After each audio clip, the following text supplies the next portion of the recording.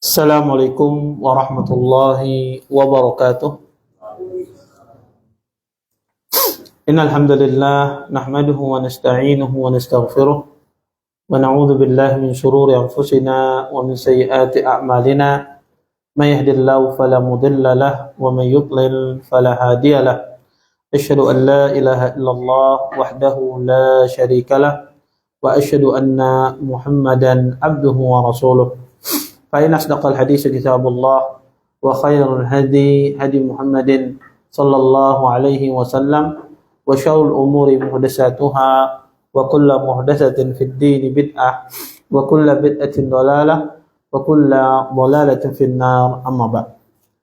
Bapak-bapak, ibu-ibu, ikhwan dan akhwat yang dimuliakan oleh Allah Subhanahu wa taala.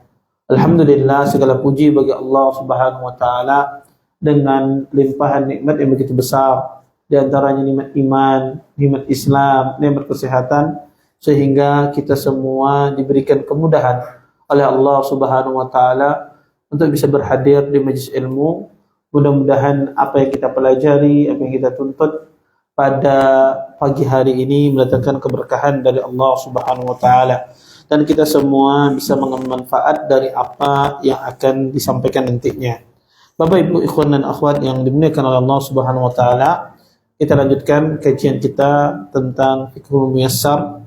Kita masuk pada sunnah-sunnah di dalam fitrah. Kata Syekh adalah sunanul fitrah, sunnah-sunnah di dalam fitrah. Wa tusamma aidan hisalul fitrah, wa dhalika li'anna fa'ilaha yattasifu bil fitrah allati fattara Allahu an-nasa 'alayha wastahabbaha lahum liyakunu ala ahsani hay'atin wa akmali surah.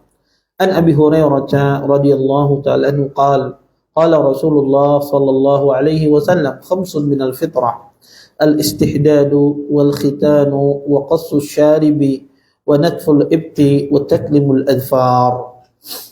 Kata beliau, disebut ya juga dengan perkara fitrah karena pelakunya disifati dengan fitrah yang mana Allah menciptakan manusia berlandaskannya dan menganjurkannya bagi mereka agar mereka selalu dalam bentuk terbaik dan penampilan yang paling sempurna. Berdasarkan hadis Abu Hurairah radhiyallahu ta'ala anhu, kata beliau, 5 perkara termasuk fitrah, yaitu istihdad, mencukur bulu kemaluan, khitan, menggunting kumis, mencabut bulu ketiak, dan memotong kuku. Bapak, Ibu, ikhwan dan akhwat yang dimuliakan oleh Allah Subhanahu wa taala. Di sini Syekh memulai tentang masalah fitrah. Apa itu fitrah? Para ulama rahimahullahu taala mereka berselisih tentang makna fitrah itu sendiri. Sebagian ulama rahimahumullahu taala mengatakan makna fitrah itu adalah, kata mereka, Islam. Sebagian lagi mengatakan makna fitrah itu adalah sunnah. Dan sebagian lagi mengatakan makna fitrah itu adalah sebagaimana Allah menciptakan manusia dari asal. Yang benar dari makna fitrah, Bapak Ibu, ikhwan dan akhwat yang dimuliakan oleh Allah Subhanahu wa taala, fitrah itu adalah, yang dimaksudkan adalah berdasarkan ciptaan manusia dengan ciptaan tersebut, ya berdasarkan ciptaan Allah secara asal manusia dengan ciptaan tersebut dia mengenal Allah, mengenal Tuhannya. Jadi disebut dengan fitrah adalah manusia itu diciptakan dari awal, penciptaan awal. Dengan penciptaan awal itu dia mengenal Allah Subhanahu wa taala. Itu makna fitrah. Artinya manusia itu ketika diciptakan, ketika dia terlahir di muka bumi, dia memiliki hal-hal yang bisa mengenal Allah Subhanahu wa taala. Itulah manusia. Makanya manusia itu kalau dia fitrahnya benar, dia akan mengenal Allah Subhanahu wa taala. Manusia itu tidak mengenal Allah karena fitrahnya rusak. Manusia itu dia melakukan hal-hal yang bertentangan dengan syariat karena fitrahnya rusak. Kalaulah fitrah manusia itu baik, tidak rusak, tidak terkontaminasi dengan apapun, maka dia akan mengenal Allah Subhanahu wa taala. Makanya Di tempat kita banyak orang tidak beriman, banyak orang tidak melakukan kesyirikan. Yang mana hal itu semua menyelisih fitrah. Kenapa bisa terjadi? Karena fitrahnya sudah diganggu, sudah dirusak. Makanya Rasulullah SAW mengatakan, kata Nabi SAW, kullu mauludin yuladu alal fitrah, fa abawah yuhawidanihi, au yunassiranihi, au yumajjisanihi. Kata Nabi SAW, setiap anak itu terlahir berdasarkan fitrahnya. Tapi kedua orang tuanya lah yang menjadikan dia Yahudi, yang menjadikan dia Nasrani, yang menjadikan dia Majusi. Maka manusia itu dengan fitrahnya dia bisa mengenal Allah Subhanahu wa taala. Dengan fitrahnya manusia itu sebetulnya dia bisa menjalankan syariat. Kenapa manusia tidak mau menerima sunnah Nabi, tidak mau menerima syariat Rasulullah SAW? Karena fitrahnya rusak. Sehingga dia lupa untuk mengenal Allah, lupa dia ingin menjalankan syariat agama Islam. Makanya sering sekali Allah Subhanahu wa taala berhujjah dengan fitrah manusia di dalam Al-Qur'anul Karim. Karena manusia itu dengan nalurinya dia bisa mengenal Allah Subhanahu wa taala. Dengan fitrahnya dia akan menggunakan akalnya mengenal Allah Subhanahu wa taala.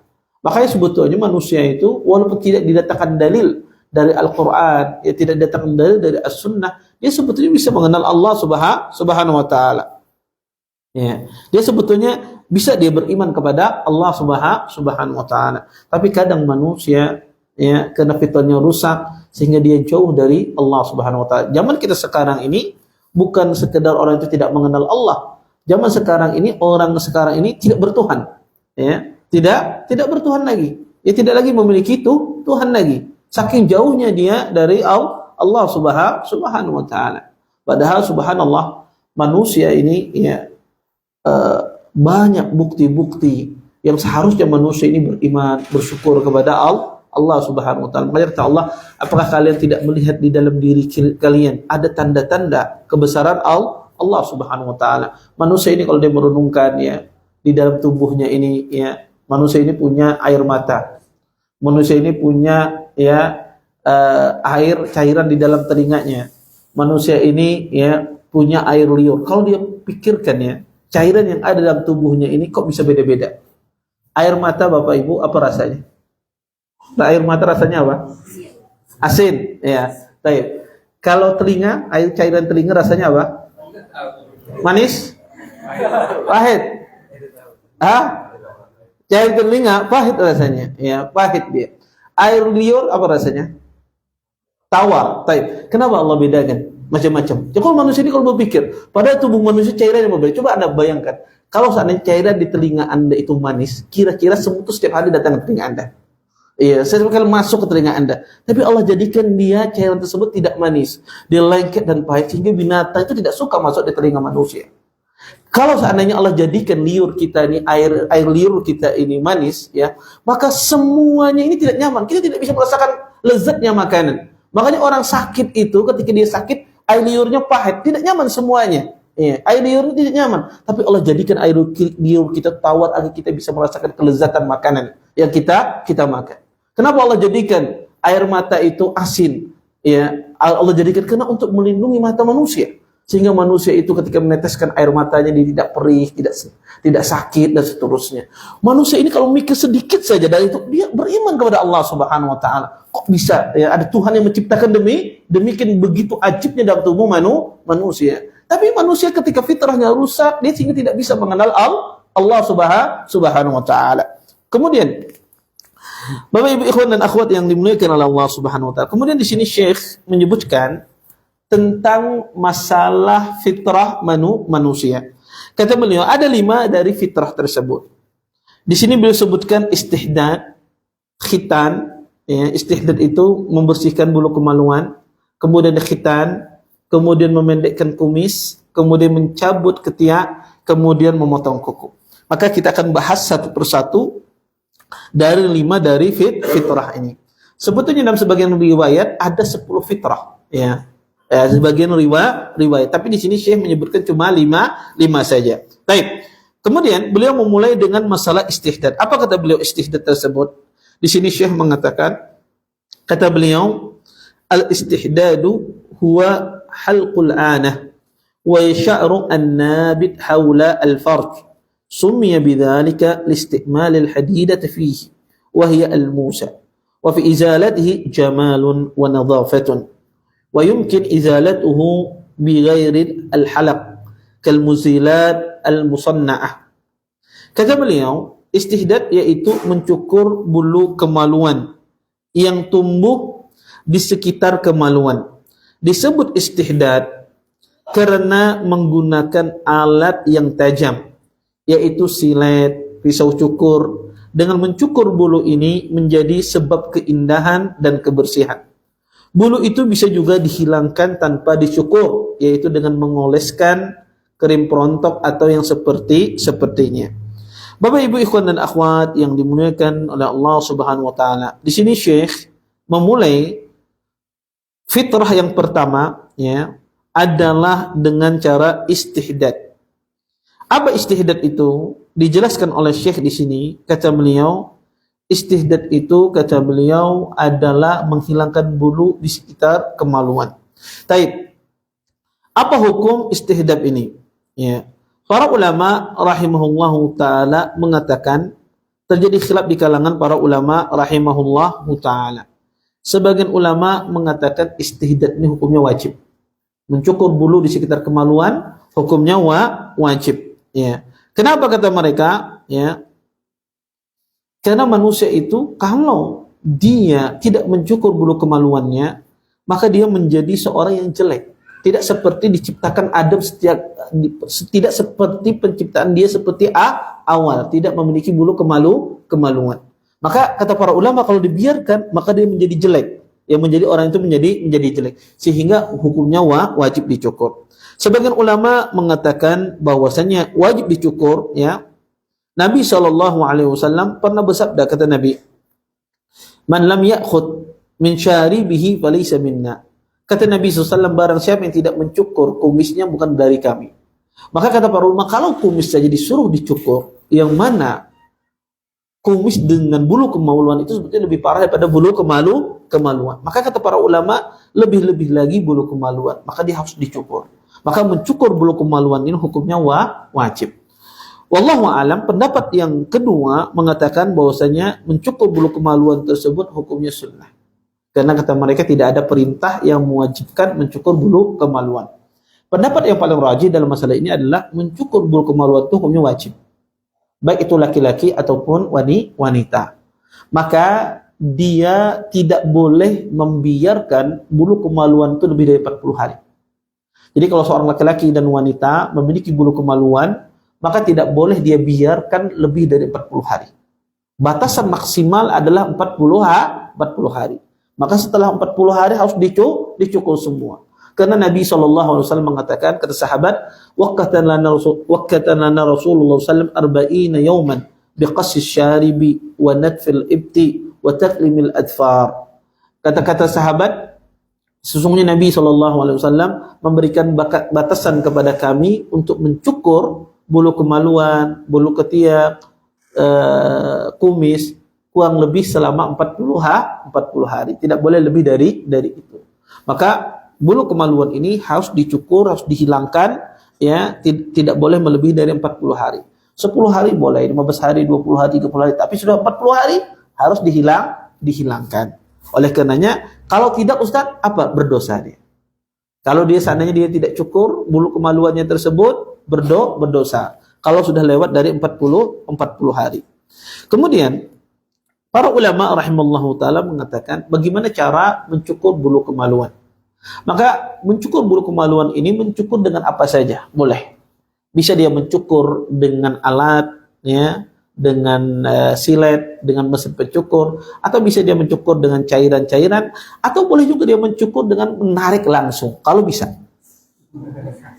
Ya, kalau nggak bisa ya sudah, maka mencukur dengan apa saja boleh, ya. Karena tidak ada batasannya di dalam Islam. Artinya mencukur bulu kemaluan tersebut tidak harus dengan alat, tidak harus. Dengan tangan boleh juga. Kalau kuat, kalau bisa, maka tidak ada masalah. Karena tidak ada batasan di dalam syariat. Tetapi biasanya orang lebih mudah menggunakan alat, menggunakan mesin mencukur. Mungkin ada sebagian orang yang kuat, terbiasa, bisa dia melakukan demikian. Atau kata Syekh, ya, menggunakan cairan-cairan yang langsung menghilangkan. Kemudian di sini para ulama rahimallahu taala khilaf, ya, tentang bahwasanya kadang bulu itu tumbuh tidak di sekitar kemaluan. Kadang ada sebagian bulu itu tumbuh di pantat seseorang, di duburnya dia. Pertanyaannya, apakah bulu di dubur ini juga dihukumi seperti bulu yang ada di sekitar kemaluan? Ya, karena sebagian orang ada muncul bulu di sekitar pantatnya, di duburnya. Nah, bulu yang di sekitar dubur ini, apakah dihukumi seperti bulu di sekitar kemaluan? Sebagaimana Anda ketahui, para ulama mengatakan orang yang menyentuh kemaluannya ketika berwudu batal. Ya.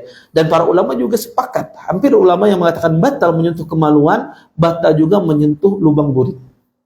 Jadi kalau orang menyentuh lubang buritnya tidak menyentuh kemaluannya, batal nggak wudunya? Batal.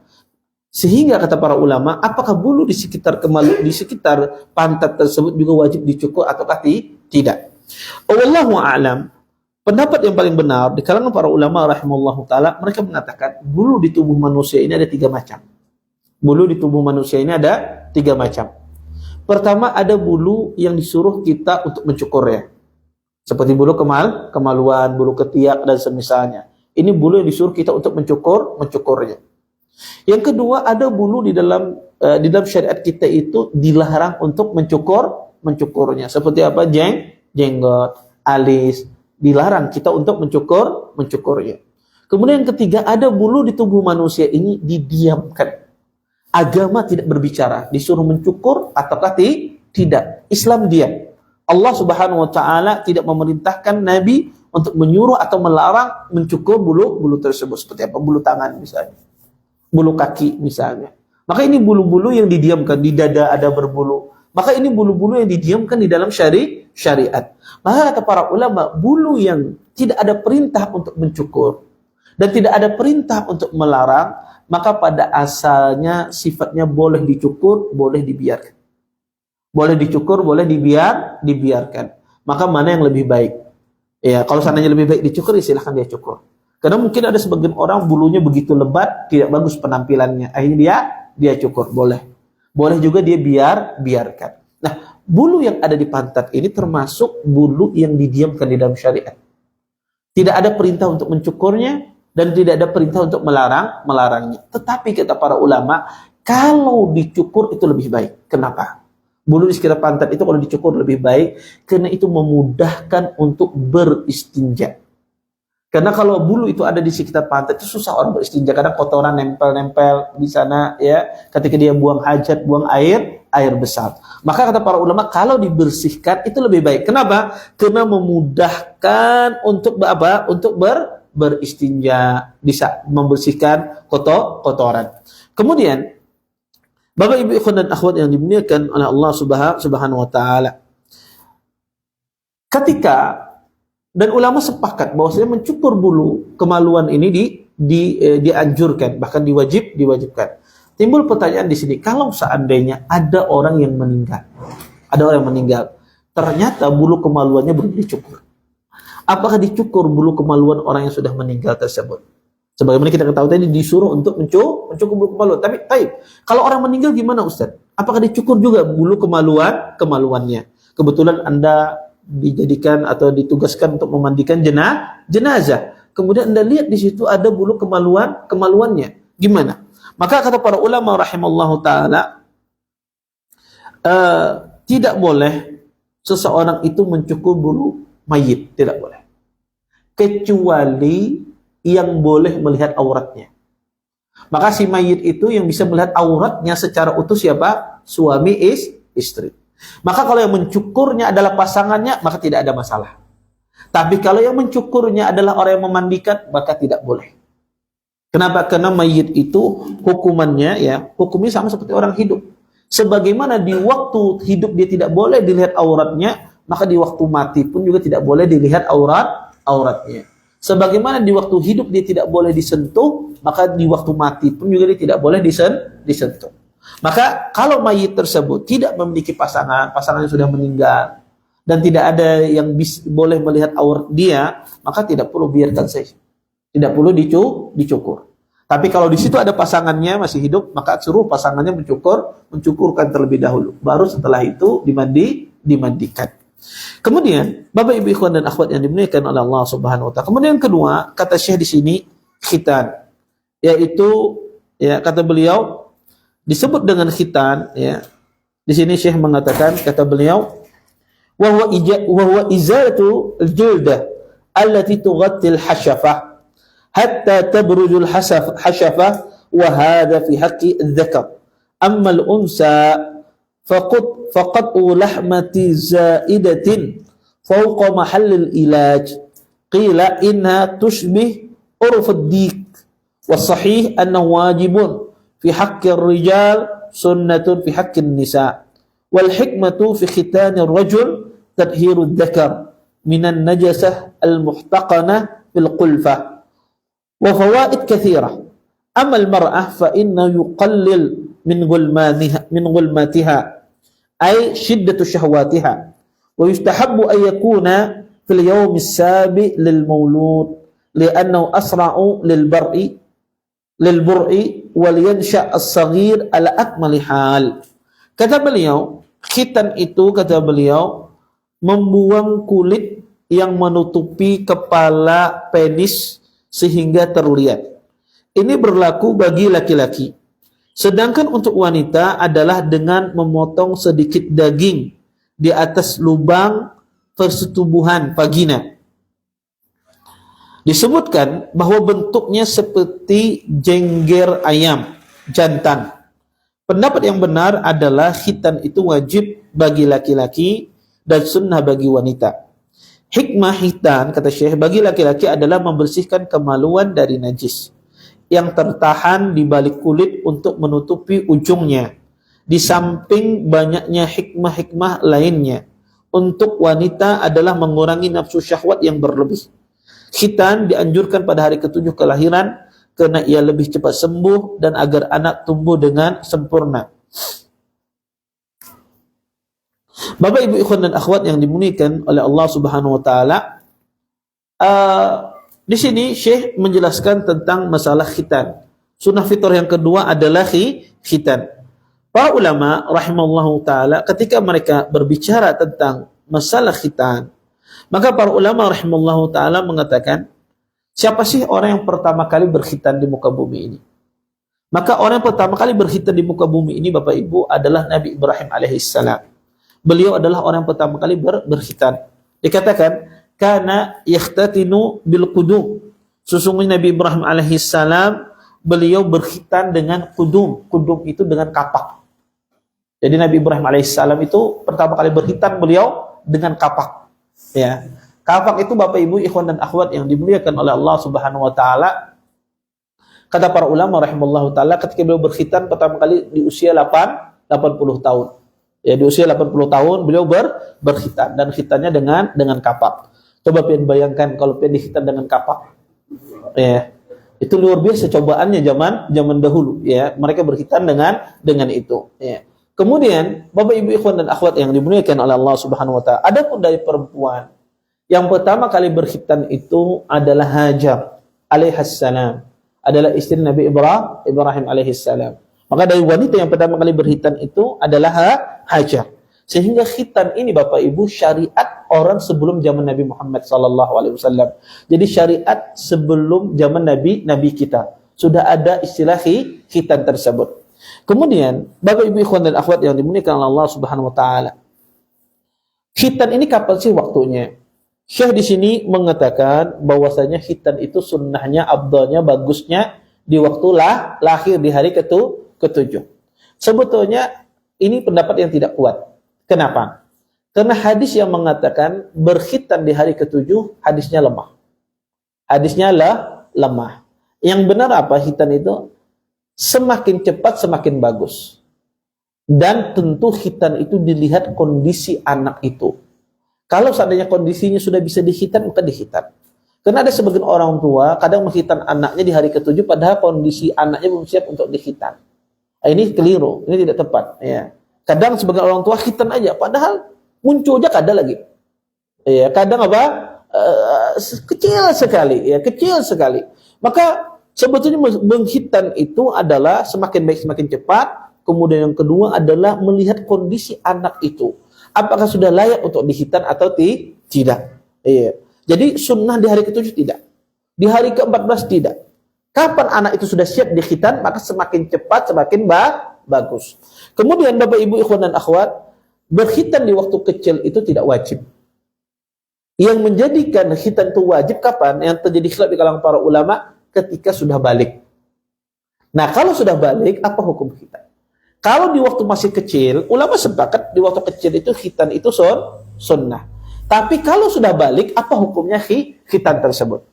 Terjadi khilaf di kalangan para ulama. Pendapat yang paling benar adalah berkhitan di waktu balik, Bapak Ibu ikhwan dan akhwat, hukumnya wajib. Kenapa? Karena Allah Subhanahu wa taala menyuruh kita mengikuti syariat Nabi Ibrahim alaihi salam. Sedangkan Nabi Ibrahim alaihi salam beliau berkhitan. Oleh karenanya wallahu alam, berkhitan di waktu balik itu hukumnya wajib. Bagi siapa? Bagi laki-laki. Adapun bagi wanita, apa hukum berkhitan bagi wanita? Maka hukumnya adalah sunnah. Ada hadisnya, ada, tapi hadisnya diperbincangkan oleh ulama hadis. Banyak para ulama mengkritik hadis khitan wanita. Kata Nabi, al-khitanu makramatun lin nisa. Kata Nabi SAW, khitan itu kemuliaan bagi seorang wanita. Makramah itu, kalau ada kata makramah, itu menunjukkan hukumnya sunnah atau mustahab. Tetapi hadis ini dipersisikan oleh ulama hadis. Ala kulli hal, sebagian ulama menghasankan hadis ini. Sehingga khitan bagi wanita itu hukumnya sunnah. Jadi kalau ibu-ibu, bapak-bapak punya anak wanita, apakah wajib dia khitan? Tidak wajib. Tapi kalau seandainya dikhitan, maka itu dianjurkan, disunnahkan. Maka semakin dia dikhitan, maka wanita itu semakin bagus. Kenapa? Karena mengurangi syahwatnya. Kalau dia tidak dikhitan, maka syahwatnya besar. Ya, kaum wanita, kalau dia tidak dikhitan, syahwatnya besar. Oleh karena itu, menghitan di wanita itu harus berhati-hati. Ya, maka tidak boleh dia memotong dagingnya terlalu banyak. Kalau terlalu banyak, maka akan hilang syahwatnya. Ya, maka dia harus dipotong sedikit saja, seperti dilukai sedikit saja. Ya, seperti itu menghitan di kalangan wanita. Kemudian, Bapak Ibu ikhwan dan akhwat yang dimuliakan oleh Allah Subhanahu wa taala, ketika kita berbicara tentang masalah khitan, Bapak Ibu ikhwan dan akhwat yang dimuliakan oleh Allah Subhanahu wa taala, para ulama rahimallahu taala menjelaskan bahwasanya boleh nggak kita itu mengkhitan mayit. Ada orang meninggal kemudian belum berkhitan. Ya, belum berkhitan. Ini gimana, apakah dikhitan? Maka Bapak Ibu ikhwan dan akhwat yang dimuliakan oleh Allah Subhanahu wa taala, para ulama rahimallahu taala mengatakan tidak boleh mayit itu kalau dia meninggal tidak boleh dia dikhitan, ya, tidak boleh dikhitan. Kenapa? Karena ini pertama menyakiti si mayit. Dan Nabi SAW melarang. Kasru admil mayit ka kasrihi hayyan. Kata Nabi SAW, mematahkan tulang mayit itu sama seperti mematahkan tulang orang yang masih hidup. Jadi mayit itu selalu diberlakukan seperti orang hidup. Maka tidak boleh orang kasar terhadap mayit. Misalnya ada preman mati, nih preman dipelihara misalnya. Ada meninggal, kemudian kebetulan disuruh mandikan, preman ini digrepok ke bapak misalnya. Maka ini apa? Boleh tidak? Tidak boleh. Kata Nabi SAW, mematahkan tulang orang mati itu sama seperti mematahkan tulang yang masih hidup. Oleh karena itu, kata para ulama rahimallahu taala, termasuk orang mengkhitan. Maka ketika dia khitan mayit tersebut, maka seolah-olah kita menyakitinya. Kenapa? Karena dia khitan sakit. Ya, maka tidak boleh. Makanya orang itu pun kalau mati akibat operasi, misalnya dia mati ya di operasi batok kepalanya, misalnya dilepaskan batok kepalanya, dioperasi, kemudian mati dia. Apakah dipasang lagi, dijahit kembali? Tidak perlu dijahit, ditanam. Tidak perlu dikembalikan. Karena kalau dikembalikan, dijahit kembali, itu menyakiti si mayit. Tetapi dia ditanam. Makanya ada orang mati misalnya, ada sesuatu di dalam tubuhnya, misalnya dulu pakai tangannya patah dan semisalnya. Kemudian ketika dia mati apakah dicabut? Biarkan. Karena kalau kita cabut sama kita menyakiti dia. Iya. Maka kata para ulama rahimallahu taala, seseorang yang belum berkhitan ketika dia meninggal, gimana? Maka dibiarkan, tidak perlu dikhitan, tidak perlu ada panggil mantri, tolong hitankan si mayit ini, enggak. Tetap biarkan dia dikubur dalam kondisi demikian.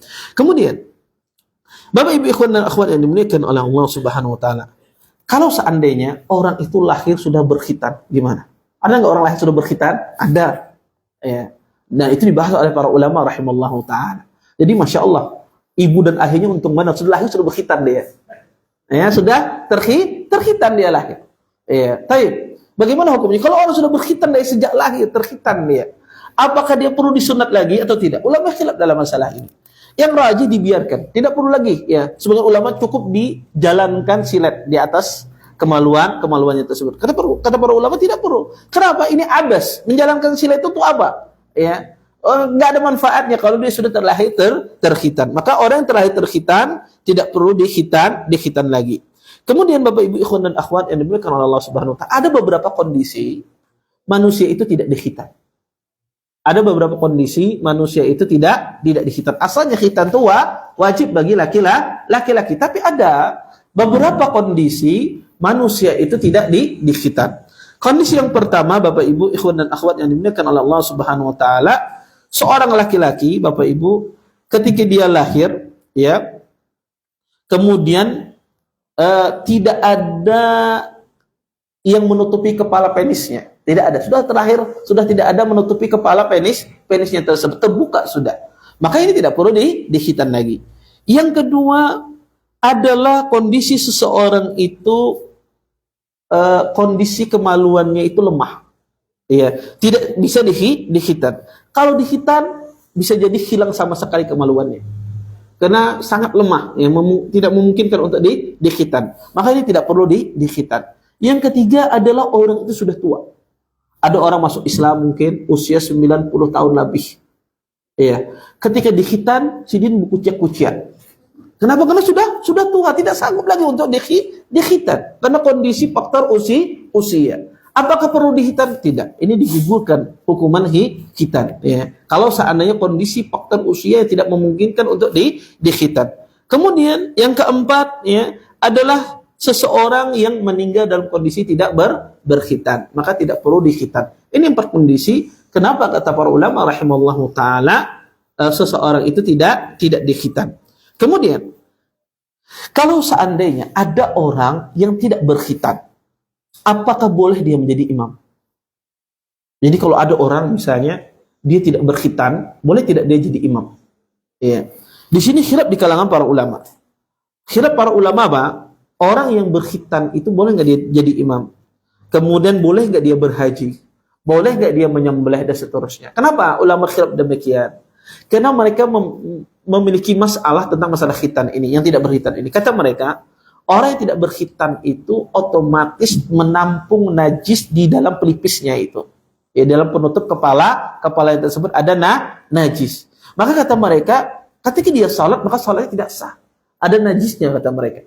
Ketika dia jadi imam, maka imamnya tidak sah karena ada najisnya. Ketika dia berhaji, maka hajinya tidak sah. Tawaf membutuhkan apa? Syarat tawaf adalah bersuci. Sehingga mereka mempermasalahkan, orang yang tidak berkhitan ini boleh nggak sih dia jadi imam salat? Diterima nggak sih salatnya dan seterusnya? Wallahu alam, Bapak Ibu ikhwan dan akhwat yang dimuliakan oleh Allah Subhanahu wa taala. Pendapat yang paling rajih di kalangan para ulama rahimallahu taala, orang yang berkhitan itu boleh dia jadi imam salatnya insya Allah sah. Boleh dia berhaji, insya Allah hajinya sah. Kenapa? Karena yang dikatakan najis itu, maka najis itu hilang dia dengan disiram. Mungkin ada tersisa, tapi dia ketika disiram dengan air dia akan hilang, sehingga dia tidak menyimpan najis. Tetapi pembersihannya butuh lebih daripada pembersihan orang sudah berkhitan. Tetapi dia najisnya hilang dengan disiram air. Karena najisnya hilang, maka dia boleh sholat, boleh dia sah jadi imam. Tetapi bagaimana kita katakan berkhitan itu wajib bagi laki-laki. Ketika dia sholat dalam kondisi tidak berkhitan, kita katakan sholatnya sah, tapi orang ini berdosa. Berdosa dari sisi apa? Karena dia tidak berkhitan, semacam itu. Kemudian ketika seseorang itu berkhitan, kadang kebiasaan di masyarakat kita kalau berkhitan itu kadang ada walimahnya, ya, berundangan, ya, bahkan mengalahkan pengantinan biasanya. Ya, berkhitan, ya, pakai apa namanya, kadang prasmanan, ya, pakai tenda-tenda dan semisalnya. Nah, ketika Anda diundang, boleh nggak sih merayakan walimah khitan? Jawabannya boleh. Mengadakan walimah untuk khitan, bentuk syukur kepada Allah khitanan, itu boleh, ya. Walaupun zaman sekarang ini hampir mungkin berkurang sekali, ya, berkurang sekali. Kalau dulu bahari di kampung-kampung, kalau orang khitanan itu banyak pakai walimahan, ya, walimahan, ya. Baik, kalau ada orang berkhitan, kemudian dia mengadakan walimah, boleh. Kalau Anda diundang di walimah tersebut, wajib nggak dipenuhi undangannya. Kita tahu bahwasanya menghadiri undangan itu hukumnya wajib, undangan pernikahan. Ya, menghadiri undangan pernikahan kalau tidak ada uzur syar'i hukumnya wajib. Apakah sama juga menghadiri walimah khitan, undangan jamuan untuk berkhitan? Maka para ulama mengatakan menghadiri jamuan walimah khitan, pendapat yang paling benar kalau para ulama adalah sunnah hukumnya. Hukumnya sunnah. Nabi SAW mengatakan hakul muslim alal muslim khamsun. Raddus salam, wa iyadatul marid, wa tiba'il janais, wa ijabatud da'wah, wa tashmitil atis. Kata Nabi SAW, hak muslim atas muslim yang lainnya itu ada 5 hal, kata Nabi. Yang pertama adalah menjawab salam. Kemudian yang kedua, kata Rasulullah SAW, adalah menjenguk orang yang sakit. Kemudian mengantar jenazah, menjawab undangan, dan menjawab orang yang bersin. Nabi mengatakan menjawab undangan. Maka undangan ini sifatnya umum. Undangan apa saja. Maka sifatnya kita disuruh untuk memenuhi undangan walimah tersebut. Baik. Bapak Ibu ikhwan dan akhwat yang dimuliakan Allah Subhanahu wa taala. Ketika seorang berkhitan, ternyata terjadi kesalahan dalam berkhitan. Misalnya mantrinya ketika berkhitan salah potong misalnya. salah potong misalnya. Baik. Apakah dia wajib mengganti atau seperti apa? Ya, apakah dia wajib mengganti apa? Seperti atau tidak?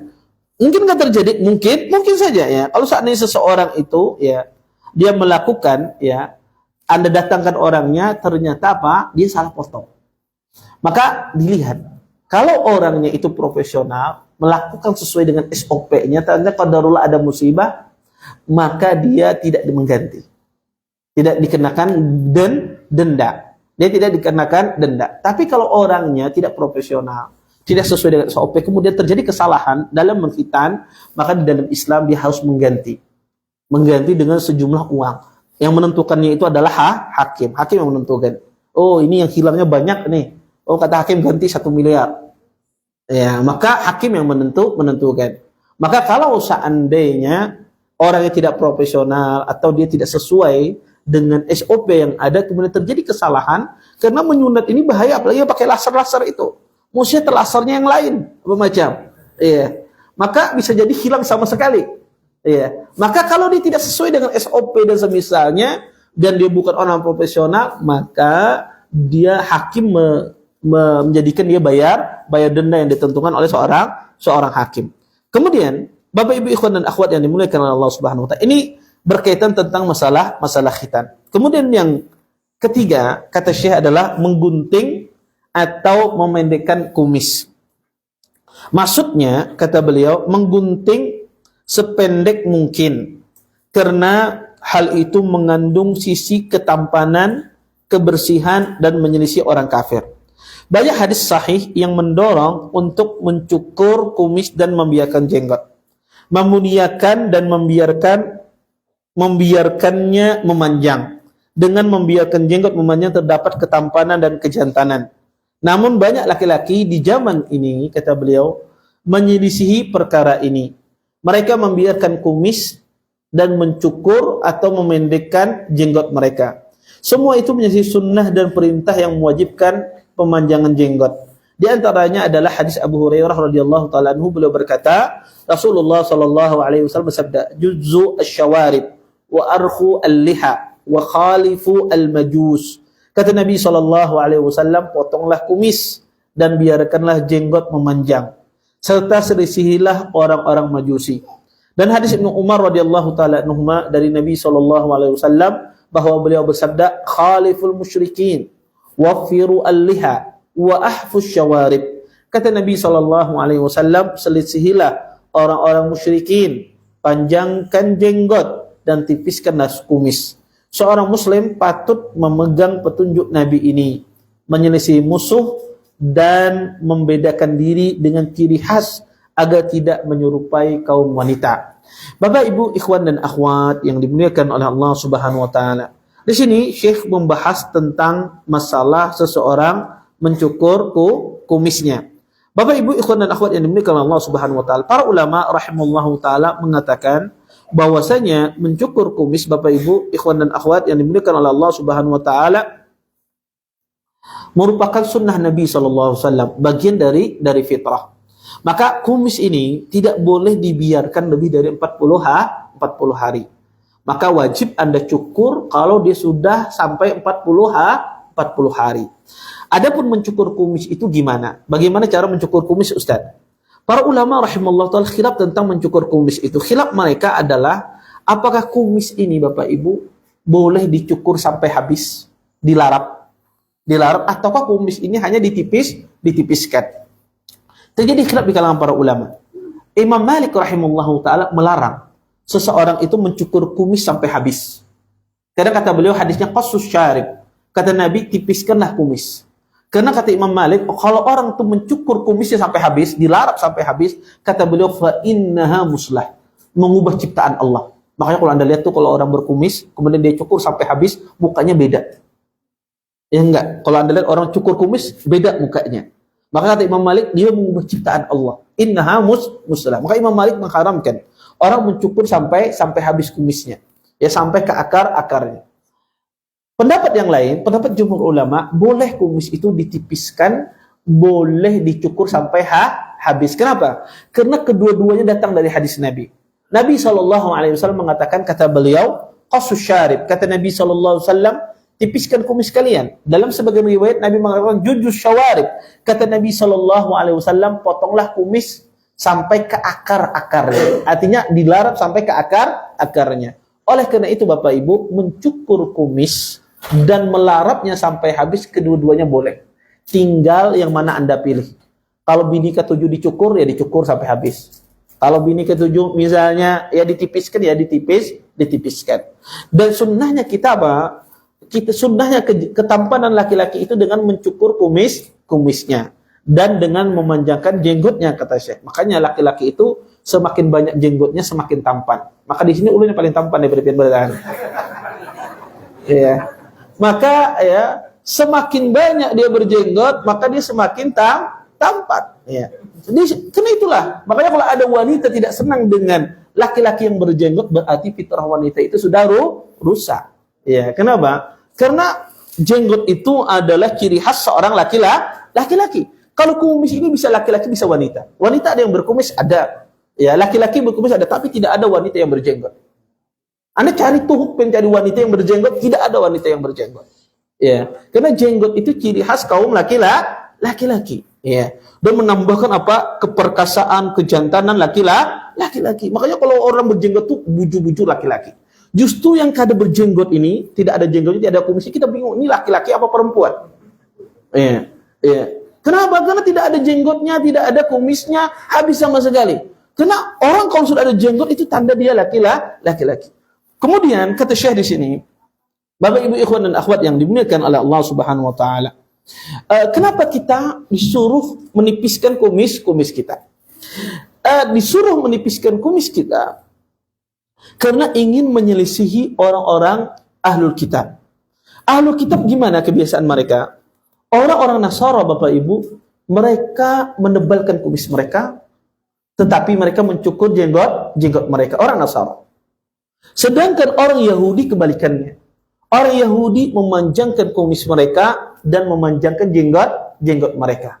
Dan kita orang Islam disuruh untuk menyelisih orang Nasara dan menyelisih orang Yahudi. Dengan cara apa? Dengan cara kita menipiskan kumis kita atau mencukurnya dan kita memanjangkan jenggot kita. Maka hikmah dari hal ini adalah untuk menyelisih orang ahlu kitab. Mungkin ada yang bertanya, Ustaz, buktinya pun orang Nasara ada juga kayak kita. Dia tipiskan kumisnya, kemudian jenggotnya panjang. Maka Jerpian menyelisih Ahlul Kitab. Tapi buktinya orang Nasara ada juga memanjangkan jenggotnya. Kita katakan orang Nasara semacam ini menyelisihi asal ajaran agamanya. Asal ajaran agamanya bukan demikian. Asal yang kita maksudkan di sini adalah menyelisihi ajaran agama mereka, bukan menyelisih individunya. Mungkin ada individunya tidak menjalankan syariat agama mereka. Kemudian Bapak Ibu ikhwan dan akhwat yang dimuliakan oleh Allah Subhanahu wa taala, yang keempat kata beliau adalah memotong kuku.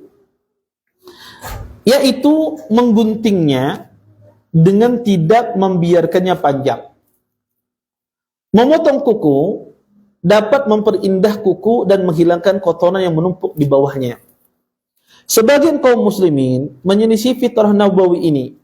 Mereka memanjangkan kuku mereka atau sebagian kuku jari tangan mereka. Semua itu merupakan godaan syaitan dan taklid mengekor musuh-musuh Allah. Sebelum saya lanjutkan ini, ada satu permasalahan tadi saya lupa tentang masalah mencukur kumis. Apakah wanita itu hukumnya sama dengan kaum laki-laki dalam hal mencukur kumis? Sebagian wanita ada kumisnya. Para ulama rahimallahu taala mengatakan hukum wanita itu sama dengan hukum laki-laki. Kalau wanita itu ada kumisnya, maka pada asalnya dia juga dicukur, kecuali dicukurnya itu menjadikan tambah lebat. Jadi biasanya wanita itu ada kumisnya sedikit. Kalau dia cukur menjadikan tambah lebat kumis tersebut, maka dibiarkan. Tapi kalau seandainya dicukur tidak menimbulkan tambah lebat, ya, maka disuruh wanita itu untuk mencukur. Hukumnya sama seperti hukum laki-laki.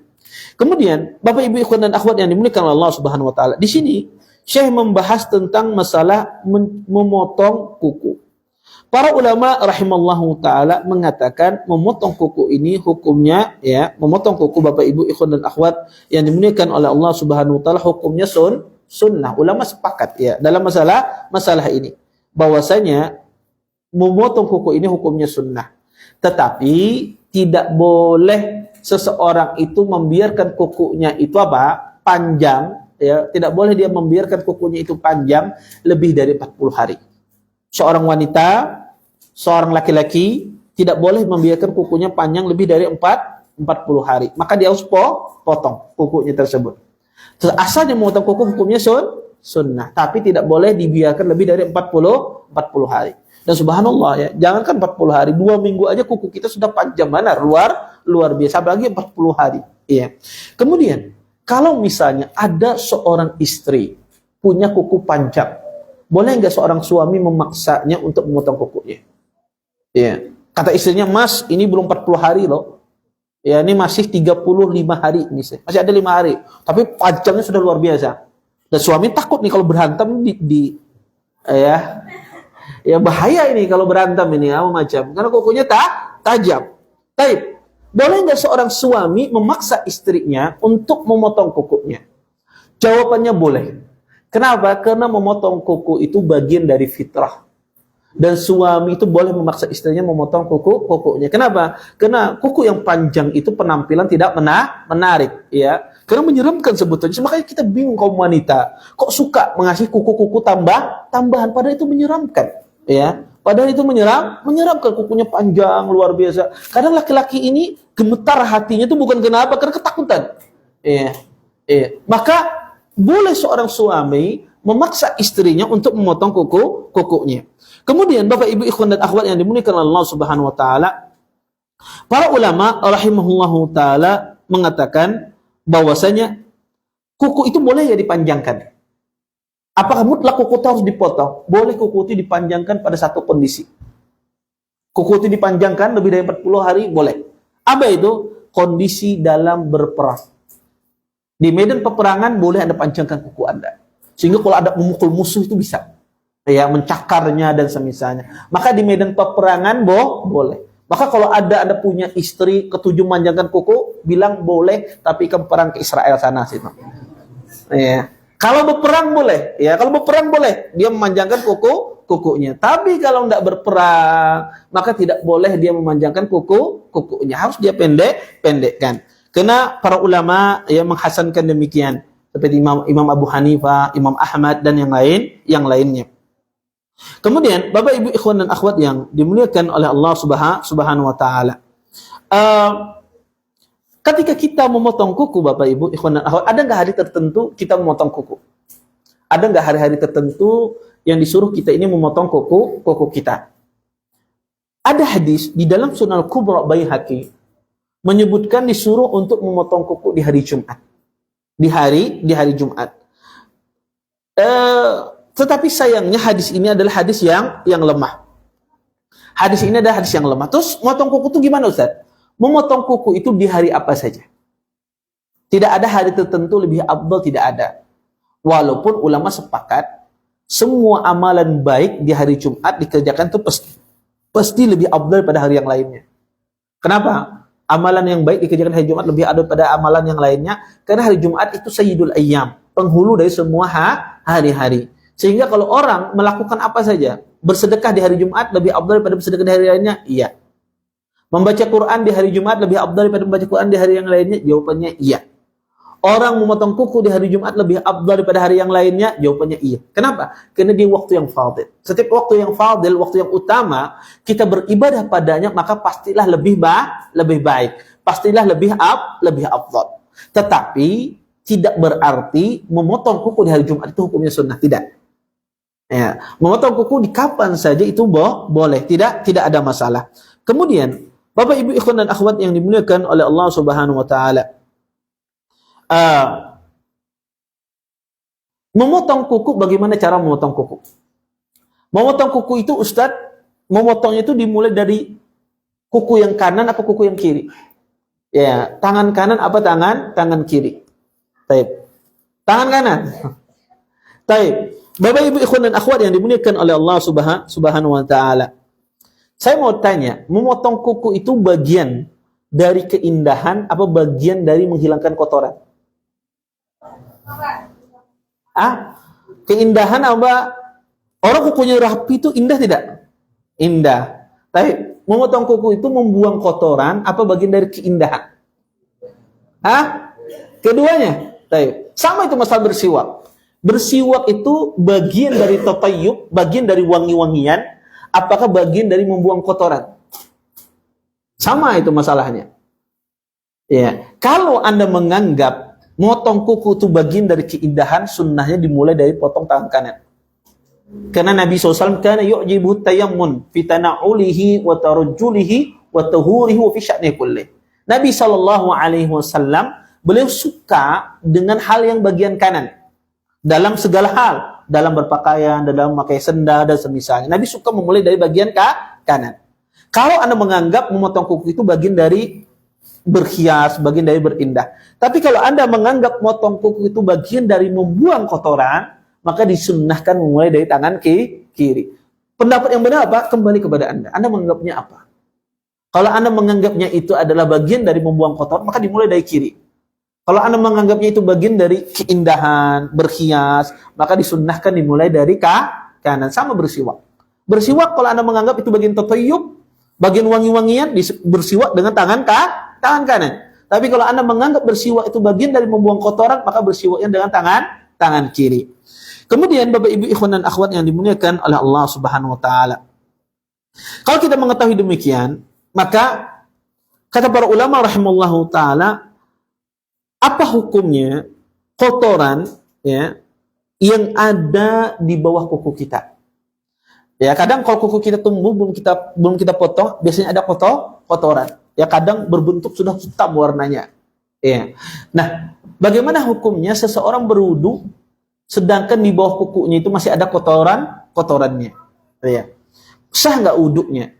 Bukankah syarat sahnya wudu itu sampai air ke seluruh anggota wudu? Ya, sedangkan di kuku kita ini ada kotoran. Bagaimana hukum wudu kita? Jawabannya Bapak Ibu ikhwan dan akhwat yang dimuliakan Allah Subhanahu wa taala, berwudu ketika ada kotoran di kuku kita, maka insya Allah itu tidak menjadikan wudunya tidak sah. Kenapa? Karena itu sesuatu yang sedikit. Sesuatu yang sedikit. Maka sesuatu yang sedikit, maka itu dimaafkan di dalam Islam. Berbeda halnya kalau seandainya dia memasang kuku palsu. Ada kuku palsu di apa istilahnya kaum wanita, saya lupa itu ada istilahnya. ya dia pasang kuku di sini, ya kuku, ya dia pasang kukunya, maka itu boleh tidak? Tidak boleh. Ya, ketika berwudu. Kenapa? Karena air wudu tidak sampai. Ya. Kemudian, Bapak Ibu ikhwan dan akhwat yang dimuliakan oleh Allah Subhanahu wa taala. Di antara ya permasalahan juga yang berkaitan dengan masalah memotong kuku ini. Ketika kita memotong kuku, Bapak Ibu ikhwan dan akhwat yang dimuliakan oleh Allah Subhanahu wa taala, apakah potongan kuku itu dibuang begitu saja, ataukah dia ditanam? Maka para ulama rahimallahu taala banyak mengatakan bahwasanya afdalnya ditanam. Kenapa kuku itu afdalnya ditanam? Karena menghindari gangguan sihir dan semisalnya. Tapi kalau seandainya Anda membuang pun juga boleh, tapi pastikan membuangnya di tempat yang aman. Jangan membuang sembarangan. Kenapa? Karena itu faktor mudah seseorang itu disantet, disihir ketika dia membuang bagian dari tubuhnya. Maka kalau Anda membuang, maka buanglah dipastikan di tempat yang paling aman. Jangan sembarangan membuang kuku. Kalau bisa ditanam, itu yang terbaik. Anda tanam dalam tanah, itu yang terbaik, itu yang bagus. Dan itu yang terhindar dari gangguan jin dan syaitan. Kemudian, Bapak Ibu ikhwan dan akhwat yang dimuliakan oleh Allah Subhanahu wa taala. Ketika seseorang memotong kukunya, ketika dia berwudu, ada seorang berwudu, kemudian setelah selesai berwudu dia gunting kukunya. Apakah dia ulang wudunya? Kenapa? Karena ketika dia potong kukunya ada bagian yang tidak terkena wudu. Apakah dia ulang wudunya? Dia berwudu, kemudian setelah itu dia potong kukunya. Jawabnya tidak. Tidak perlu seseorang mengulang wudunya ketika setelah berwudu dia memotong kukunya. Karena hal yang sedikit tidak kena air wudu itu sesuatu yang dimaafkan di dalam syariat. Maka itu dimaafkan di dalam syariat. Kemudian kata Syekh di sini, yang kelima kata beliau, yang terakhir yang kelima kata beliau adalah mencabut bulu ketiak. Maksudnya kata beliau adalah membuang bulu yang tumbuh di ketiak. Disunnahkan untuk menghilangkan bulu ini dengan mencabut, mencukur atau selainnya.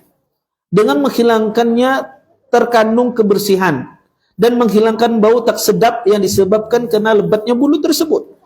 Inilah agama kita yang lurus yang memerintahkan untuk berpegang teguh dengan perkara-perkara ini. Karena di dalamnya terkandung keindahan, kebersihan dan kesucian. Agar seorang muslim senantiasa dalam keadaan yang paling bagus, tidak meniru orang-orang kafir dan bodoh, dan bangga dengan agamanya, serta mentaati Tuhannya, dan mengikuti sunnah Nabi-Nya sallallahu alaihi wasallam.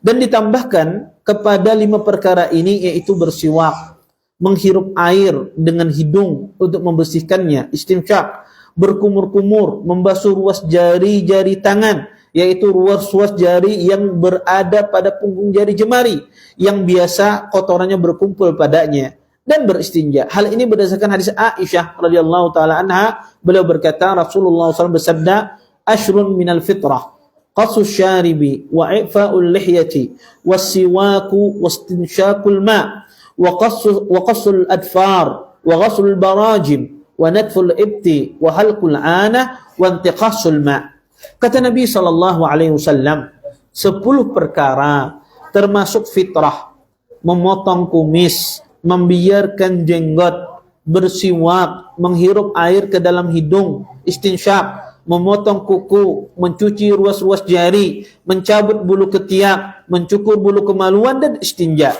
membersihkan dubur dan kubul dengan air setelah buang hajat.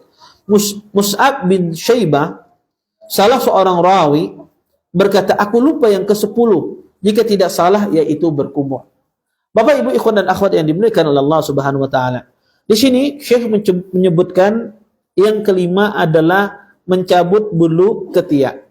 Bapak Ibu ikhwan dan akhwat yang dimuliakan oleh Allah Subhanahu wa taala, mencabut bulu ketiak ini hukumnya sunnah Bapak Ibu ikhwan dan akhwat. Maka sunnah seseorang mencabut bulu ketiaknya. Tetapi tidak boleh dibiarkan bulu ketiak tersebut lebih dari 40 hari, harus dipotong. Kalau lewat dari 40 hari harus dipotong. Karena Nabi membatasi membiarkan bulu ketiak itu hanya tumbuh Boleh sampai 40 hari. Kemudian, Bapak Ibu ikhwan dan akhwat yang dimuliakan Allah Subhanahu wa taala, bagaimana cara mencabut bulu ketiak? Mencabut bulu ketiak itu boleh ya. Afdalnya adalah dengan menggunakan tangan. Bahkan menggunakan tangan itu lebih baik, lebih afdal. Tapi banyak orang kada sanggup. Ya, banyak orang tuh kuciak-kuciak biasanya. Ya, ya, istri mungkin mencabut ke bulu ketiak suami, mungkin kuciak suaminya. Ya, maka ya Imam Syafi'i rahimahullahu taala pernah ditanya. Kata Imam Syafi'i, beliau ketika mencabut bulu ketiak beliau, disebutkan dalam sebagian athar, beliau menggunakan alat, menggunakan musa, silet. Ditanya, wahai Imam, kenapa engkau tidak mencabut bulu ketiakmu dengan tanganmu? Kata Imam Syafi'i, la atahammaluhu, kata beliau, saya tidak sanggup mencabutnya dengan tangan. Tapi ada sebagian orang sudah terbiasa. Kadang dia cabut itu sekali cabut itu tercabut berataan. Ada sebagian orang sudah terbiasa ya, maka tidak ada masalah kalau sudah terbiasa apa? Enggak ada masalah. Disunnahkan mencabut dengan tangan itu kenapa Bapak Ibu ikhwan dan akhwat? Karena dia melemahkan akarnya. Beda dengan silet. Silet itu dia tidak sampai ke akarnya, tapi dengan tangan itu sampai ke akar-akarnya sehingga tumbuhnya makin lambat. Tumbuhnya makin lambat. Maka kata para ulama, kalau bisa mencabut dengan tangan, cabut dengan tangan. Kalau tidak bisa, maka boleh menggunakan alat. Tidak mengapa menggunakan alat ya yang ada pada kita ya. Kemudian, adakah hari tertentu mencabut bulu ketiak? Tidak ada. Walaupun banyak fuqaha menganjurkan dicabutnya di hari Jumat. Tapi sekali lagi saya katakan hari Jumat itu bukan karena dia sunnahnya, bukan. Tapi dia hari yang paling utama. Sehingga amalan apa saja dikerjakan di hari Jumat pasti afdal. Amalan apa saja pasti afdal dikerjakan di hari Jumat dibandingkan hari-hari yang lainnya. Karena dia sayyidul ayyam. Kemudian, Bapak Ibu ikhwan dan akhwat yang dimuliakan oleh Allah Subhanahu wa taala. Di sini Syekh menyebutkan juga sunnah-sunnah fitrah yang lain. Di antaranya adalah memelihara jenggot. Maka memelihara jenggot itu adalah hukumnya wajib. Tidak boleh ada seorang muslim mencukur jenggotnya. Maka memelihara jenggot itu hukumnya wajib berdasarkan keumuman hadis Nabi SAW. Rasulullah mengatakan, "Uqful liha." Kata Nabi, peliharalah jenggot kalian. Nabi SAW menyuruh kita untuk memelihara jenggot kita. Maka para ulama rahimallahu taala, sampai mana batasan seseorang boleh memanjangkan jenggotnya? Pendapat yang paling benar di kalangan para ulama rahimallahu taala, maka jenggot itu boleh dipanjangkan. Tetapi juga jenggot itu boleh dipotong kalau melebihi dari segenggaman. Menurut sebagian para sahabat Nabi SAW. Sahabat Nabi mereka memotong jenggot mereka kalau lebih dari segenggaman. Segenggaman itu yang lebih dari genggaman kita baru boleh dipotong. Bukan di atasnya. Banyak orang di atas yang memotongnya. Tapi maksudnya adalah dipotong di bawahnya lebih dari genggaman. Maka itulah yang dipotong. Kalau mau motong. Tapi kalau dibiarkan itu juga tidak masalah ya. Karena ada sebagian sahabat membiarkan dan ada sebagian sahabat memotong kalau lebih dari satu genggam. Maka asalnya jenggot itu dipelihara. Makanya pada zaman dahulu Syekh bin Baz rahimahullahu taala, dulu beliau pegawai-pegawai di kampus Universitas Islam Madinah, guru-guru, dosen-dosen, itu yang mengasih gajinya langsung itu Syekh bin Baz. Langsung datang kantor beliau. Maka beliau sebelum mengasih itu dipegang dulu, ini ada jenggotnya apa tidak. Kalau berlarap dikurangi gajinya. Ya, dan itu bagus ya. Sehingga orang itu kalau larap, kalau Anda punya anak buah melarap jenggot, separuh gajinya hilang.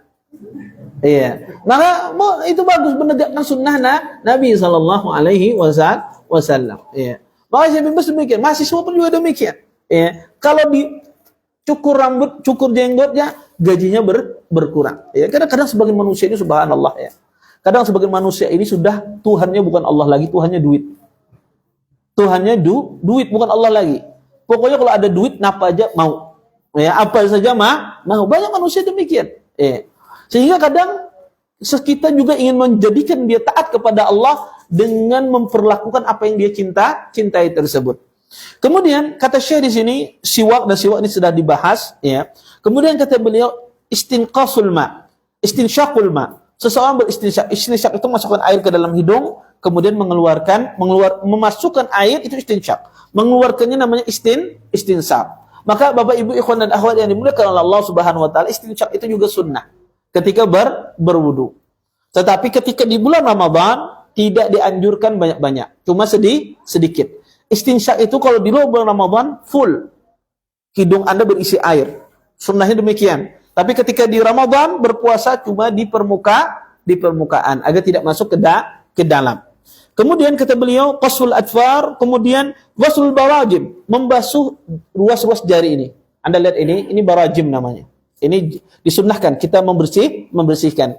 Karena ini ada kotoran. Jadi orang kalau mau bangun malam dan semisalnya maka disunahkan dia bersihkan barajim. Ini kadang kotoran-kotoran di sini lengket. Kemudian juga kalau Anda makan yang berminyak dan semisalnya biasanya lengket di sela-sela ini. Maka sunnah untuk dibersihkan. Karena dalam sebagian riwayat dan riwayatnya lemah tangannya tidak dibersihkan maka jadi santapan jin, makanan jin, minyak-minyak yang ada di tangan dan semisalnya. Kemudian ya, beliau juga mengatakan intiqasul ma, kata beliau, dan beristinja. Beristinja juga merupakan sunanul fitrah. Istinja itu boleh menggunakan air, boleh juga menggunakan selain air batu ataupun istilah para fuqaha diistilahkan dengan istijmar. Maka istinja dan istijmar itu bagian dari sunnah fitrah. Kemudian Bapak Ibu ikhwan dan akhwat yang dimuliakan Allah Subhanahu wa taala, ada satu permasalahan yang ingin saya sampaikan di sini yang berkaitan dengan ini juga adalah permasalahan karena kebanyakan sunanul fitrah ini berkaitan dengan bulu-bulu, maka hendaknya kita mengenal ada bulu-bulu di tubuh kita ini. Bulu-bulu di tubuh kita ini Bapak Ibu ikhwan dan akhwat, ada bulu-bulu yang sama sekali haram untuk diambil. Di antaranya adalah jenggot. Jenggot tidak boleh diambil, tadi kita sudah jelaskan. Kemudian yang kedua adalah tidak boleh kita itu memotong alis. Memotong alis itu dilarang bagi seseorang. Maka tidak boleh seseorang itu memotong alisnya. Ada pun bulu mata terjadi khilaf di kalangan para ulama. Boleh nggak dipotong bulu mata? Kadang sebagian anak kecil itu dipotong oleh orang tuanya biar lantik. Ya, biar lantik bulu matanya. Bulu mata itu terjadi khilaf di kalangan para ulama, boleh nggak dipotong? Wallahu a'lam, saya melihat untuk berhati-hati maka jangan dipotong. Ya, bulu mata. Ya. Adapun alis, para ulama sepakat tidak boleh seseorang mencukur alisnya. Kalau menebali Ustadz boleh, kalau menebali dengan pensil ya, dengan apa boleh. Tapi kalau memotongnya maka tidak boleh. Kemudian di antara juga bulu yang boleh dipotong adalah ya bulu yang tidak yang boleh dipotong adalah bulu-bulu yang menimbulkan aib. Ya, bulu-bulu yang menimbulkan aib di tubuh manusia. Misalnya ada bulu tumbuh di pipinya sini. Di pipinya sini ini bulu yang aib tidak? Iya. Boleh itu dipotong. Makanya jenggot itu adalah sesuatu yang berada di adinain. Kalau Anda lihat di sini ada tulang, ya ada tulang, maka itulah batasan jenggot sampai ke dagu. Adapun di belakang sini, maka itu bukan bagian dari jenggot. Adapun yang di sini ini anfaqah namanya. Ini juga bukan jenggot, tapi kalau dia menyatu dengan jenggot, tidak terlepas semacam ini bukan jenggot, boleh dia dipotong. Dia boleh dipotong. Anfaqah ini anfaqah yang di bawah bibir, bukan berada di bawah dagu. Tapi kalau dia menyatu dengan jenggot, maka tidak boleh dipotong karena dia bagian dari jenggot. Iya. Maka bulu-bulu yang tumbuh di pipi misalnya, maka itu boleh dipotong. Iya. Atau bulu-bulu yang tumbuh di dahi misalnya, maka itu boleh dipotong karena itu bulu-bulu yang aib dan itu tidak masalah di dalam Islam. Kemudian Bapak Ibu ikhwan dan akhwat yang dimuliakan oleh Allah Subhanahu wa taala, adapun bulu yang di tangan, bulu yang di kaki, maka ini sebetulnya kalau dibiarkan itu yang terbaik, tapi kalau misalnya membawa aib terlalu lebat misalnya, maka tidak masalah kalau seandainya orang itu memotongnya. Wallahu a'lam. Baik. Bapak Ibu ikhwan dan akhwat yang diberikan oleh Allah Subhanahu wa taala, mungkin ini yang bisa kita sampaikan pada pertemuan kali ini. Mudah-mudahan bermanfaat dari apa yang ulun sampaikan. Mungkin sisa waktu yang ada kita gunakan mungkin untuk tanya jawab. Baik.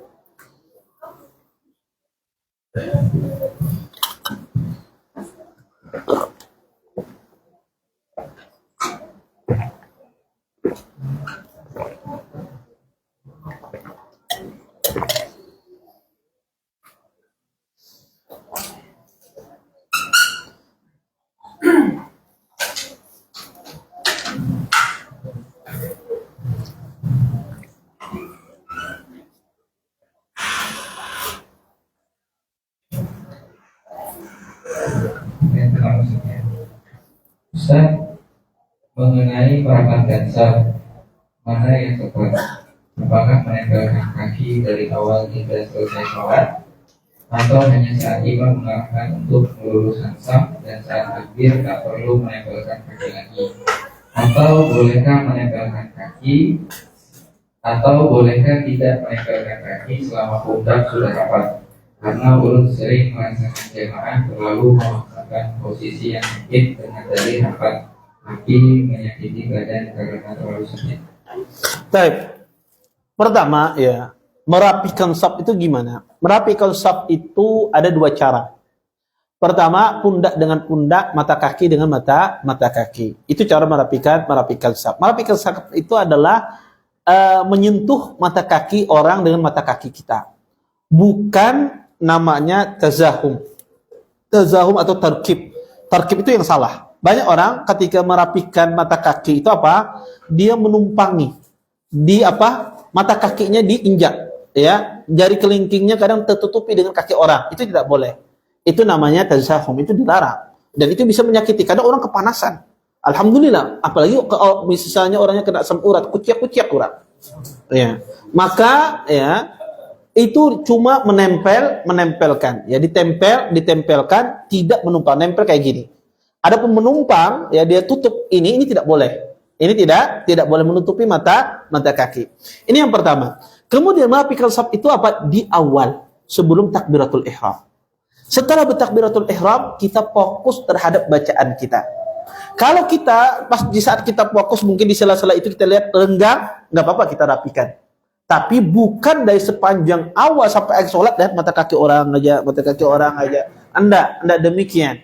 Tapi kita dituntut untuk khusyuk di dalam salat, bukan dituntut untuk mata kaki orang. Kita rapikan di awal. Tapi di saat Anda salat, kadang mungkin Anda lihat, oh ternyata nggak rapi, Anda rapikan. Bukan fokus kita apa? Merapikan saf terus menerus. Tapi kita merapikan saf itu di awal. Di saat bacaan mungkin Anda terlihat ada kaki tidak renggang, Anda rapatkan, tidak ada masalah. Ya. Tapi bukan itu konsentrasi Anda. Nah, seperti itu cara merapikan saf. Kemudian kalau seandainya terlalu sempit, maka jangan dipaksakan. Kalau terlalu sempit jangan dipaksakan, karena sholat itu butuh kekhusyuan. Jadi ada sebagian orang sesak banget, kemudian dia jangan. Maka itu menyakiti. Kalau sampai batasan menyakiti, itu tidak boleh di dalam sembahyang. Ya, karena sholat itu butuh ketenangan. Tidak boleh orang itu sholat sampai menyakiti orang di sampingnya. Sama seperti misalnya sujud. Ketika dia sujud, sunnahnya sujud itu dibuka, tangannya lebar-lebar. Tapi ini bisa Anda buka lebar-lebar kalau Anda sholat sendiri. Tapi kalau sholat berjamaah susah Anda buka. Kalau enggak, kasihan orang di samping. Ya, kasihan orang di samping. Maka dia berusaha untuk tidak membuka selebar-lebarnya ketika dia berjamaah. Wallahu a'lam. Ustaz, berdasarkan peraturan pemerintah tentang kesehatan mengatur tentang penghapusan praktik sunat perempuan. Penghapusan ini bertujuan untuk melindungi perempuan dari praktik yang berisiko terhadap kesehatan dan kesejahteraan. Atas dasar tersebut, bagaimana sikap kita sebagai seorang muslim yang juga ditinggalkan untuk taat pada peraturan pemerintah yang berbeda?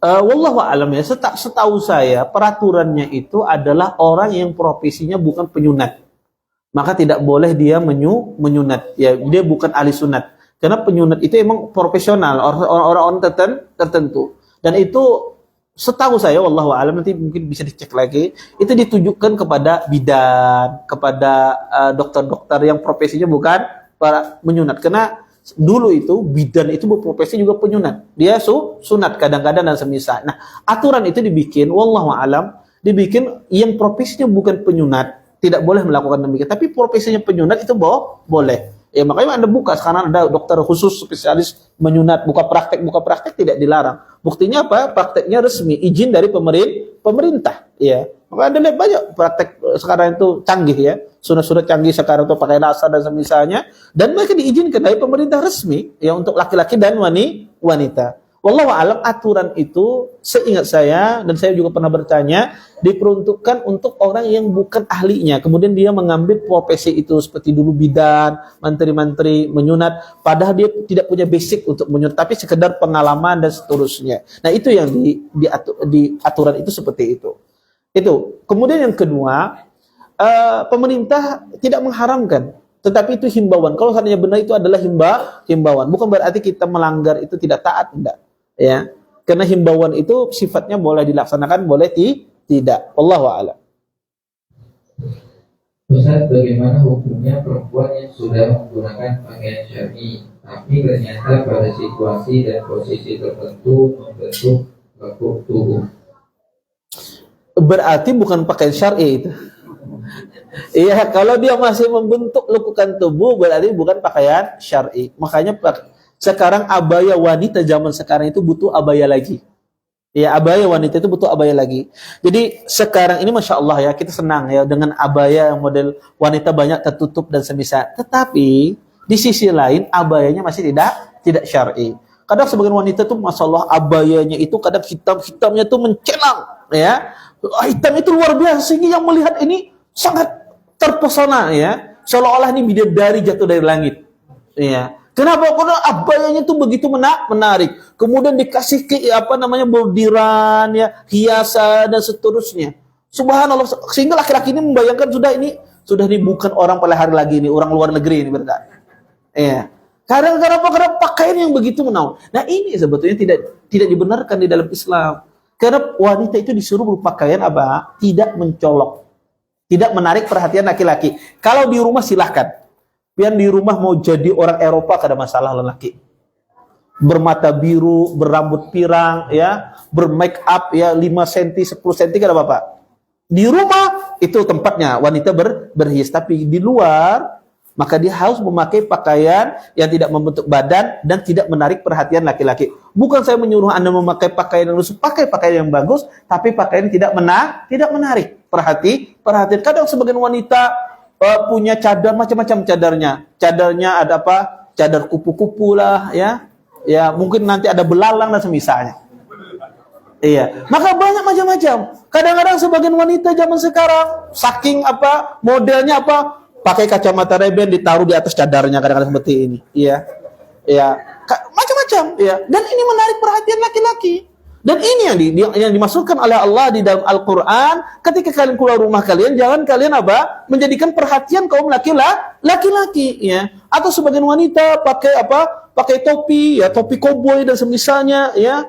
Kemudian ya dengan aksesoris semacam, makanya tidak boleh. Bahkan para ulama melarang wanita itu pakai jam. Kenapa wanita dilarang pakai jam? Padahal jam itu fungsinya melihat waktu. Tapi jam itu berubah fungsinya sekarang. Bagi kaum wanita aksesoris. Wanita itu tambah menawan ketika dia memakai jamnya, apalagi warna jamnya pink, merah, biru, hijau, ya. Tambah cantik, tambah kelihatan smart kata orang, ya. Tambah luar biasa. Maka menjadikan orang tertarik. Padahal kalau Anda perhatikan wanita itu ketika yang pakai jam itu, dia pakai jam itu 12 jam atau 24 jam, sekalipun nggak pernah dia lihat jam berapa sekarang ini. Kadang-kadang dia bertanya jam berapa, padahal ada dia pakai jam. Kadang dia bertanya jam berapa, padahal dia pakai jam. Karena emang fungsinya bukan melihat jam, tapi fungsinya untuk hiasan. Maka tidak boleh. Jadi fungsi wanita berpakaian itu prinsipnya simpel sekali. Menutup aurat. Yang kedua, pakaian tidak menarik kaum laki-laki. Makanya kenapa wanita itu disuruh pakaiannya warna hitam, warna biru tua, hijau tua, ya, merah ati, ya, coklat ataupun semisalnya. Dan tujuannya apa? Karena warna-warna semacam itu tidak menarik. Tapi kenapa dilarang pakai warna pink misalnya, warna ungu? Karena itu ngejreng, ya, menarik orang, melihat orang perhatian. Dan hitam ketika dipoles seperti itu juga tidak boleh. Hitamnya akhirnya dibikin mengkilau luar biasa, dikasih bordiran sehingga orang melihat tertarik luar biasa, dan ini tidak boleh, dan ini menimbulkan fitnah, ya. Jadi baju syar'i wanita itu menutup aurat dan tidak menarik perhatian. Wallahu a'lam. Ustaz, jabis itu termasuk rambut atau termasuk jenggot? Apa? Jabis itu apa? Apa jabis? Oh, yang di sini. Oh, oke. Tip. Lalu apakah hukumnya apabila dipotong? Jabis itu bukan bagian dari jenggot, bukan. Karena jenggot itu adalah sesuatu yang tumbuh di sini, ada tulang di sini. Kalau Anda pegang ada tulang di sini, itu jenggot. Itu batas jenggot, ya. Maka di atasnya itu bukan jenggot. Dari atas ke bawah, yang menempel dari atas ke bawah, turunan atas ke bawah, itu bukan bagian dari jenggot. Maka jenggot itu kalau Anda rasakan di sini ada tulang, ya di tulang itulah batasan jenggot di dalam Islam. Ya itulah jenggot di dalam Islam. Wallahu a'lam. Maka tadi kalau jabis tadi yang dari atas ini itu bukan bagian dari jenggot tapi bagian dari rambut. Ya boleh dia potong. Ustaz bertanya, apa hukumnya menggunakan vitamin penumbuh atau penyubur jenggot? Karena ada yang mengatakan hukumnya tidak boleh karena memberatkan, sedangkan kita tidak terasa berat. Pertama ya, sebetulnya boleh saja memakai obat penumbuh lebat demikian, tidak masalah. Tapi abdalnya dibiarkan seperti apa adanya. Fit sesuai dengan fitrahnya. Emang kita gini ya, ketika Allah Subhanahu wa taala menakdirkan seseorang seperti itu pasti terdapat kebaikan. Ketika manusia itu mengubah hukum Allah Subhanahu wa taala, maka timbullah berbagai macam masalah. Ada sebagian contoh ya, saya pernah bertemu dengan dokter kulit ya, dokter kulit. Beliau mengatakan, kata beliau, banyak saya menangani Ustaz katanya wanita-wanita kena kanker, kena penyakit kanker. Dan salah satunya sebabnya kata beliau ya, bahwasanya salah satu sebabnya adalah orang memakai skincare pemutih tersebut. Dan itu salah satunya ada pemicu penyakit kanker kata beliau semacam itu.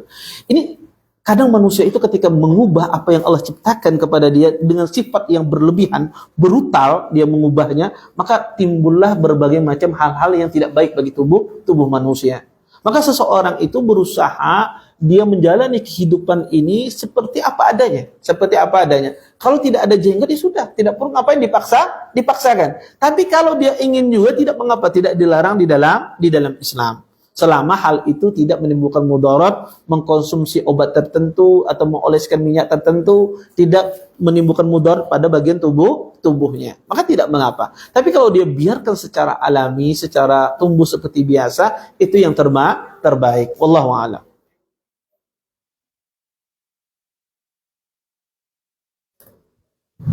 Saya ingin bertanya, apakah sunahnya bersiwak? Apakah ketika berwudu atau ketika sesaat sebelum mengangkat takbir ketika bersolat? Bersiwak itu boleh di waktu berwudu dianjurkan, di saat berwudu dianjurkan, di saat salat pun juga dianjurkan. Adapun di saat salat bersiwak adalah sebelum imam mengangkat takbiratul ihram. Kalau imam sudah mengangkat takbiratul ihram, maka tidak boleh lagi bersiwak. Langsung dia ikut imam. Karena ada sebagian orang itu imam takbiratul ihram ambil siwak, dia bersiwak. Ini tidak benar. Karena kata Nabi SAW, wa idza kabbara fakabbiru. Jika dia bertakbir maka bertakbirlah. Jadi kapan menyiwak itu? Sebelum imam mengangkat takbiratul ihram. Maka itulah kondisinya. Dan tentu bersiwak itu bagian dari kebersihan. Pada asalnya kita disuruh kita untuk bersiwak. Tetapi juga seseorang ketika dia bersiwak juga melihat kondisi. Kalau kondisi ya di saat yang tidak mengharuskan bersiwak atau kondisi yang tidak cocok untuk bersiwak, maka jangan bersiwak. Ya, walaupun siwak itu dianjurkan dalam setiap keadaan, tapi ada kondisi-kondisi yang mungkin tidak pas untuk bersiwak saat itu.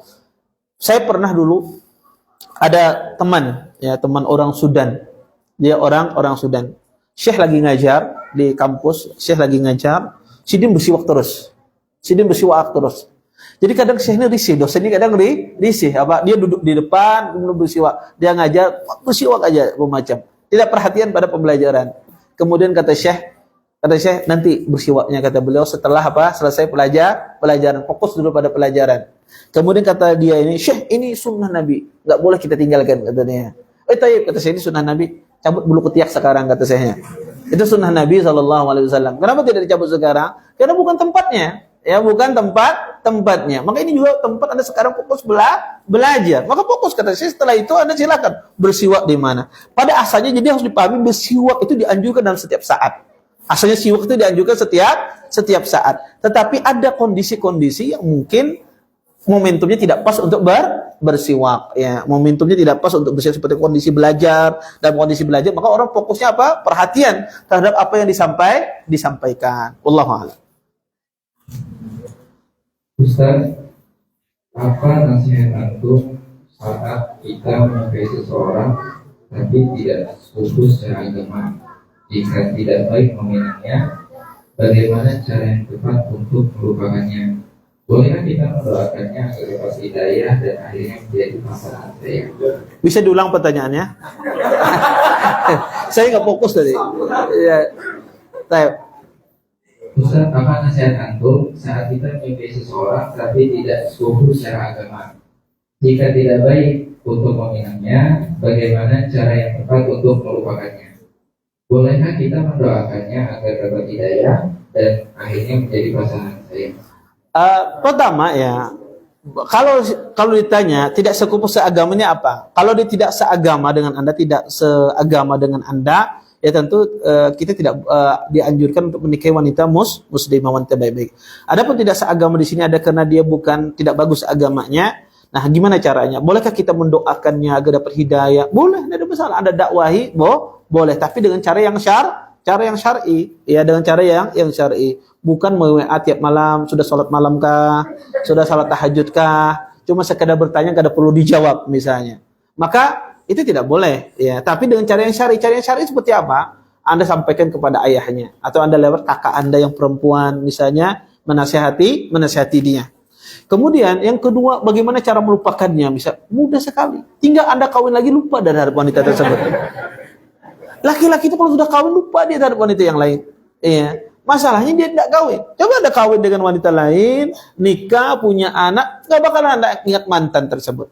Karena Anda akan disibukkan dengan rumah tangga yang baru. Iya. Maka sebetulnya melupakan al-ishku merupakan di penyakit al-ishq, penyakit rindu, ya, penyakit yang kemasraan, sangat kerinduan semacam ini. Maka kata Imam Al-Qayyim rahimahullah taala, sebab manusia itu tertimpa penyakit al-ishq, rindu dengan seseorang, cinta berat, cinta mati, sebabnya adalah kekosongan kecintaan dia kepada Allah Subhanahu wa taala. Kekosongan dia, kecintaan dia kepada Allah. Jadi manusia itu kalau dicinta sama Allah, tidak ada istilah al-ishku dengan manusia, dengan makhluk lain. Tapi hati kita itu kosong daripada kecintaan kepada Allah, sehingga menjadikan cinta yang sangat berlebihan kepada manusia. Makanya Nabi mengatakan, ahbib habibaka hunan ma asayakuna baghidaka yawman ma. Cintailah orang itu sewajarnya. Karena bisa jadi yang kau cintai itu adalah musuhmu suatu saat nanti. Wabghud baghidaka yawman ma asayakuna habibaka yawman ma. Dan bencilah seseorang itu sesuai dengan kadarnya. Bisa jadi dia adalah orang yang kau cintai dan di kemudian hari. Maka kita, istri, anak, teman, saudara, kita mencintai sebatas kita mencintai yang Allah perintahkan. Maka ketika orang berlebih-lebihan, disinilah kebahagiaannya direnggut. Ketika Anda menjadikan kecintaan manusia kepada seseorang melebihi dari apa yang Allah tetapkan, maka kebahagiaan Anda pada saat itu pula semakin berkurang. Sehingga nanti Anda bersedih ketika tidak sesuai dengan keinginannya. Anda nanti bersedih ketika dia tidak suka dengan Anda bersedih. Walaupun dia melakukan hal-hal yang tidak menyenangkan secara syariat, tidak dibenarkan dalam secara syariat.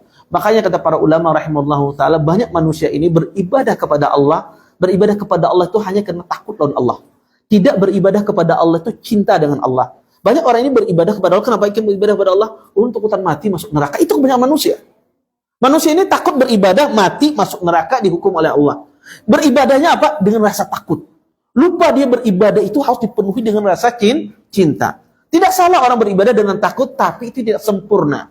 Tapi kita beribadah kepada Allah itu dengan cinta dan takut kepada Allah. Cinta kepada Allah, berharap kepada Allah, pengen ketemu sama Allah, pengen dimasukkan surga Allah, berharap penuh cinta. Dan di sisi lain kita juga dengan takut. Nah, banyak orang itu, kenapa cinta ini hilang? Karena cinta kita itu banyak kita taruh kepada makhluk.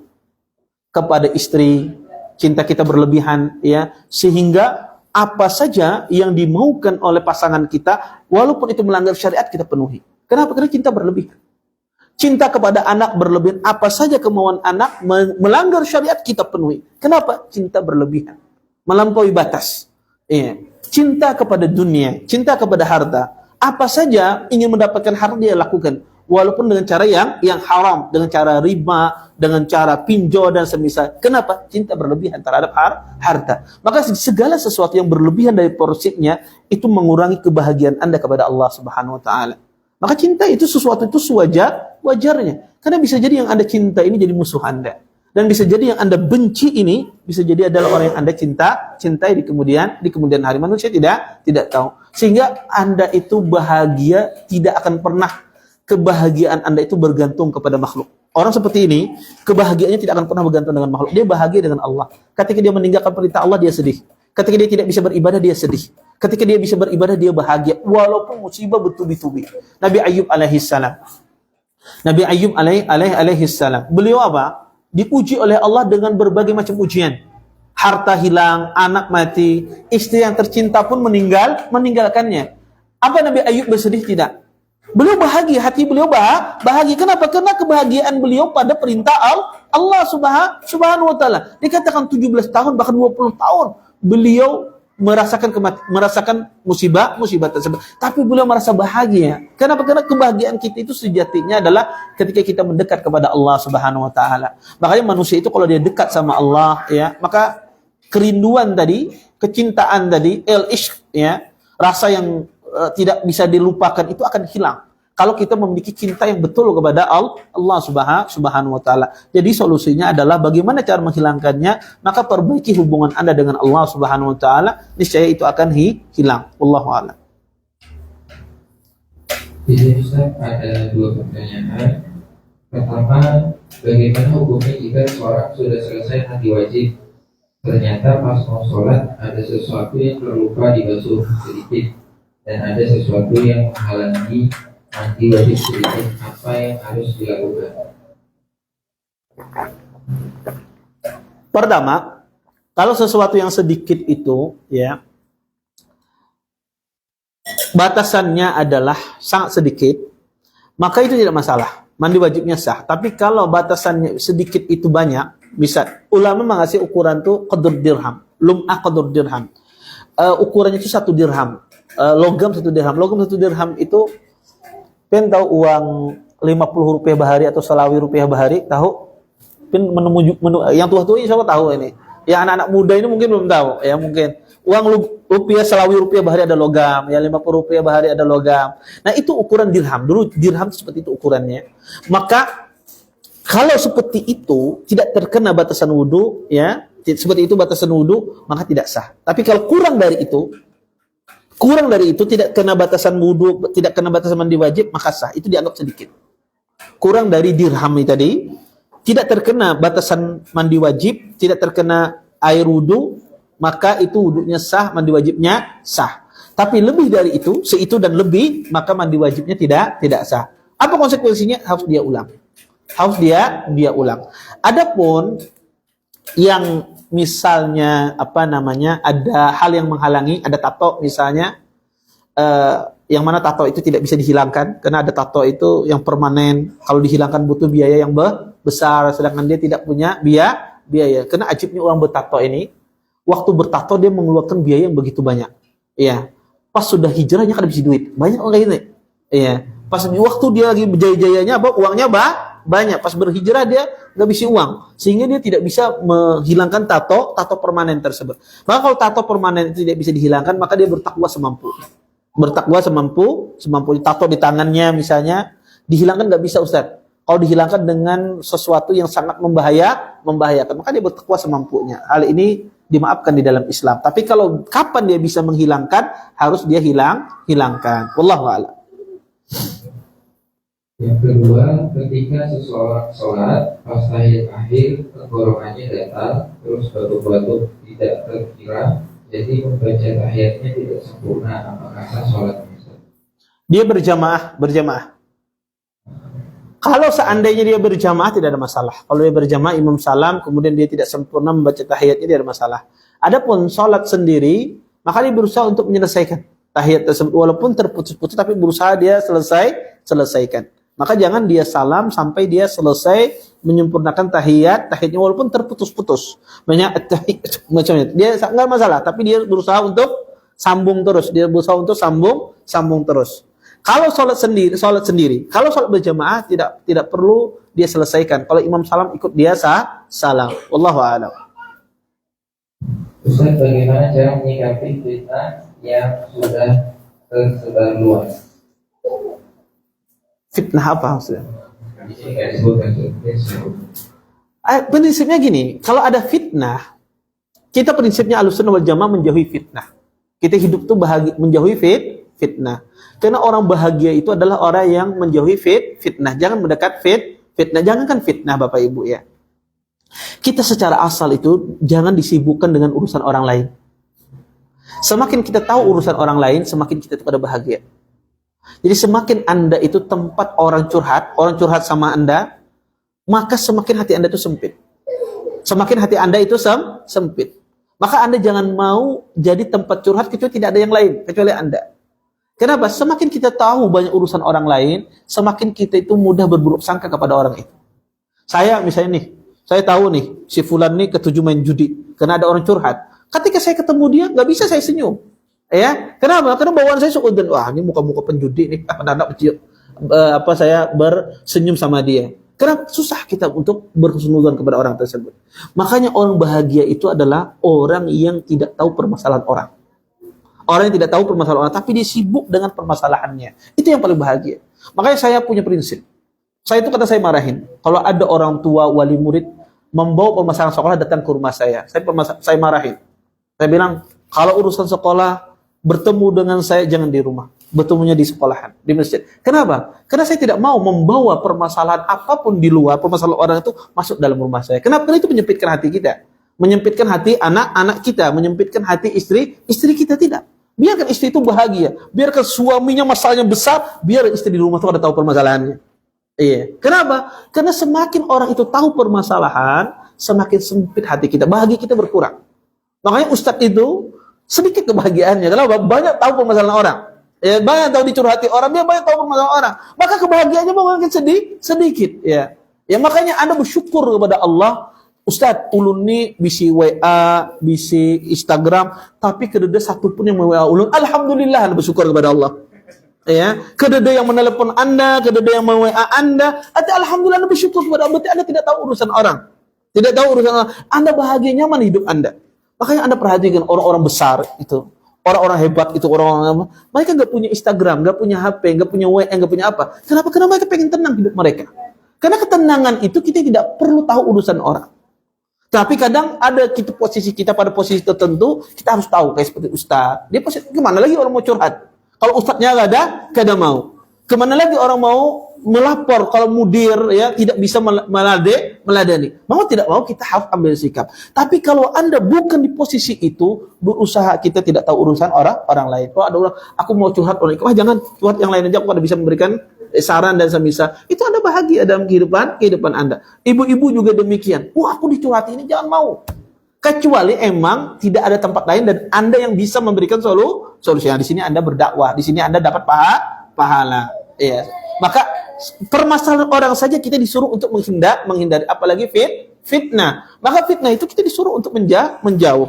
Maka sikap kita adalah menjauh dari fitnah. Wallahu a'lam. Ustaz, apa hukum kutek muslimah? Apa kotek? Kutek. Oh ya. Kutek itu kalau seandainya tidak menghalangi sampainya air wudu, maka tidak masalah. Kalau menghalangi air wudu itu yang tidak boleh. Maka harus dihilangkan. Jadi boleh berkotek itu boleh, tapi ketika mau wudu harus dihilangkan kalau seandainya menghalangi air wudu. Tapi kalau tidak menghalangi air wudu tidak masalah. Tapi ketika keluar harus ditutup tangannya. Ya kenapa? Karena kalau Anda kasih kotek sini warnanya ada kuning, hijau, biru misalnya. Di tangannya ada 5 warna dia. Ya misalnya. Ketika Anda keluar dari rumah Anda, maka harus ditutup dengan sarung tangan. Kenapa? Karena akan makin fitnah. Ya, wanita kalau berhias tangannya, ya maka menjadi fitnah bagi laki-laki. Maka boleh dia berkotek kalau seandainya tidak menghalangi air wudu. Kalau menghalangi air wudu, maka ketika berwudu harus dihilangkan. Wallahu a'lam. Terakhir, Ustaz. Iya. Apakah memakai parfum mubah atau sunnah? Jika sunnah, apakah niat yang benar memakainya hanya sebatas karena mengikuti Rasul saja, atau agar beraroma harum di hadapan Allah, atau juga agar beraroma harum di hadapan manusia? Pertama, memakai wangi-wangian itu dianjurkan karena itu bagian dari sifat nadhafah. Maka kalau dikatakan sunnah, iya. Karena dia bagian dari bersih. di dalam Islam memakai wangi-wangian itu dianjurkan, ya disyariatkan. Kenapa? Karena perintah Allah dan Rasulnya. Karena kita hendaknya ketika dalam beribadah datang dalam kondisi yang paling sempurna, paling bersih. Di antaranya adalah memakai wangi-wangian. Maka seseorang laki-laki disuruh dia memakai dengan pakaian yang bersih, memakai wangi-wangian ketika dia beribadah kepada Allah Subhanahu wa taala. Dan ini tentu hukumnya khusus laki-laki. Adapun wanita, dia boleh memakai wangi-wangian ketika dia tidak keluar rumahnya atau keluar rumahnya tidak melewati perkumpulan laki-laki, maka boleh dia memakai wangi-wangian. Adapun laki-laki dianjurkan dia memakai wangi-wangian karena itu bagian dari kesempurnaan dari seseorang menghadap Allah Subhanahu wa taala dalam kondisi yang paling suci, paling bersih. Wallahu a'lam. Baik, cukup ya. Mungkin ini yang bisa ulun sampaikan. Kita tutup dengan doa kafatul majelis. Subhanallah wa bihamdika asyhadu an la ilaha illa anta astaghfiruka wa atubu ilaik. Assalamualaikum warahmatullahi wabarakatuh.